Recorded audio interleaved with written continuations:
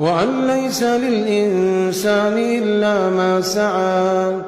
وأن سعيه سوف يرى ثم يجزاه الجزاء الأوفى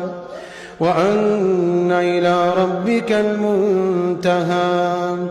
وأنه هو أضحك وأبكى وأنه هو أمات وأحيا